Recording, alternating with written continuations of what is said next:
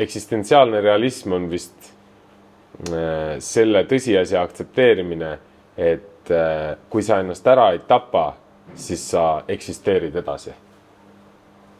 Meie lavastus ei taha midagi õpetada, et ta võib pakkuda mingeid perspektiivi nihkeid, et inimene vaadates võib üllatuda, et hoopis nii on või et väga üllatav, et ta nii tegi, kas mina olen ka võimeline kunagi nii tegema.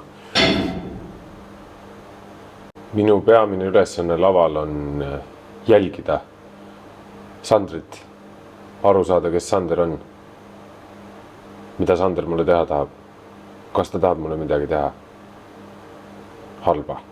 Et ma saan teada, kas ma saan päriselt karta laval, et mina kui näitleja, kas ma olen võimeline päriselt väga pikalt. Ma arvan, et üllatuste pärast ei pea muretsema. Ma arvan, et see on päris põnev lavastus. Et sa ei tea kunagi, mis järgmiseks saab.